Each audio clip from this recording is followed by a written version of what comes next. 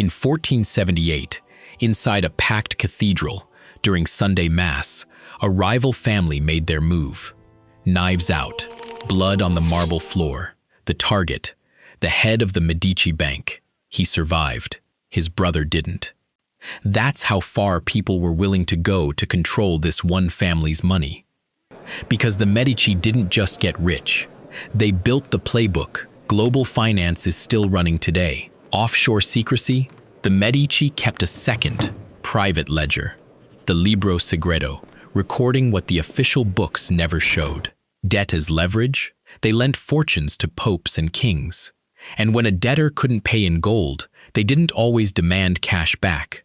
Sometimes they took land, titles, monopolies, church contracts no rival could touch. Asset protection, the moment political winds shifted, they moved liquid wealth into something no mob and no rival bank could seize. Art, churches, real estate, permanent, theirs.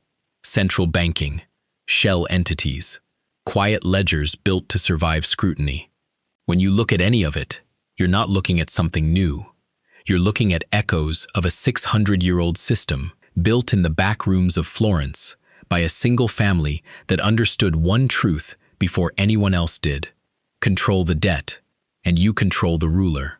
But here's what most videos about the Medici leave out. This same playbook nearly destroyed them. Their rise wasn't clean. It was built on a bet that eventually went bad, in a way that should sound uncomfortably familiar to anyone watching markets today. Stay with me, because the fall is where the real lesson lives. It starts small, almost boring. In the early 1400s, Giovanni de' Medici runs a modest banking operation out of Florence. Currency exchange, small loans. Nothing that should worry a king.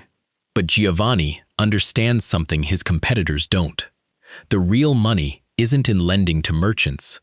It's in lending to power, kings, popes, anyone whose decisions can be quietly shaped by whoever holds their debt. So the Medici make themselves indispensable. They become official bankers to the papacy itself, managing the church's money, its transfers across Europe. Suddenly, the most powerful religious institution in the Western world is running through Medici ledgers, and Giovanni's son Cosimo is watching every florin of it move. Cosimo inherits the bank in 1420 and immediately expands it. Branches in Rome, Venice, Geneva, London, Bruges, an international network built on one idea: wherever power gathers, a Medici ledger should already be there waiting for it. And they perfect a system that had only recently spread through Italy's trading cities: double-entry bookkeeping.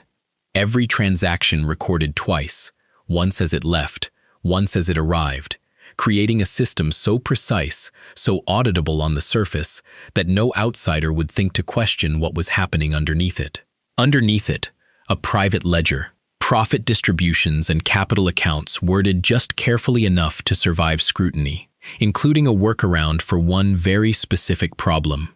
The church considered charging interest a sin, so the Medici didn't call it interest. They called it a gift, or folded it into a currency exchange rate. Same money, different name. Untouchable by the very institution that banked with them. In 1433, rival families in Florence managed to have Cosimo arrested and exiled. It should have been the end. Instead, within a year, the city's economy stalls, without Medici money moving through it, and Florence begs him to come back. He returns not as a prisoner, but as the most powerful man in the Republic. Proof, in real time, that owning the debt was worth more than owning the throne. Here's where the strategy sharpens and where it starts to fail. He who controls the debt controls the ruler. That was the theory, and with the papacy, it worked exactly as designed. The Medici financed papal elections, papal wars, papal ambitions, and in return, walked away with church contracts, tax exemptions, and influence over Rome that no cardinal ever formally voted for. So when the London branch of the Medici Bank started lending heavily to King Edward IV of England, funding his wars during the Wars of the Roses, everyone assumed the same playbook would apply. lend to power, convert the debt into leverage. It didn't. Edward's fortunes turned. The loans went bad, and this time there was no land deal, no title, no quiet concession waiting on the other side. The debt just evaporated. The London branch collapsed under the weight of it in 1472, one of the first dominoes in the slow unraveling of the entire Medici banking empire. Within a decade, branches in Bruges, Milan, and Avignon would close behind it. The lesson hiding inside that failure is the same lesson every over-leveraged institution in history has had to learn the hard way. A system built on lending to the most powerful people alive only works as long as you can actually collect. The Medici had built an empire on being the exception to that rule. Eventually, they weren't. And still, even as the bank crumbled, the family's other strategy held. Liquid wealth, converted years earlier into palaces, churches, and commissioned art, stayed exactly where politics couldn't touch it. Banks fail, loans default. A fresco commissioned decades earlier just hangs there, worth more every year, owned by no creditor, seized by no rival. It's the one part of the playbook that never broke. Fast forward 600 years. Central banks still shape the fate of nations the way Medici loans once shaped the fate of kings. Complex financial structures still obscure ownership the way a private ledger once kept the wrong eyes out. Wealthy families still convert liquid fortunes into real estate and art, for a version of the same reason the Medici did. Some assets are simply harder to seize, tax, or unwind in a crisis than a bank account is. The names have changed. The underlying instinct hasn't. The Medici eventually produced 4 popes and 2 queens of France. Not because they were the most devout family in Florence, or the most royal by blood, but because in a world run on debt, whoever holds the ledger holds the leverage.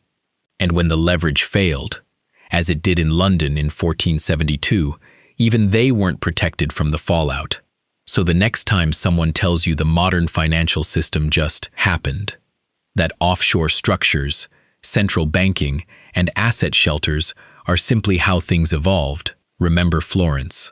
Remember a family that built an empire on controlling debt, nearly lost it lending to the wrong king, and still came out the other side with 4 popes and 2 crowns to their name. Because the real lesson isn't that the Medici were untouchable. It's that they understood something most people never think about until it's too late. The difference between the ones who hold the debt and the ones who owe it is the entire history of power. If you want to more dark ledgers of history, subscribe, because this is only the first family we're exposing. Drop a comment. Which financial empire should we dismantle next? The Rothschilds? The Rockefellers? The East India Company? You decide who we expose next.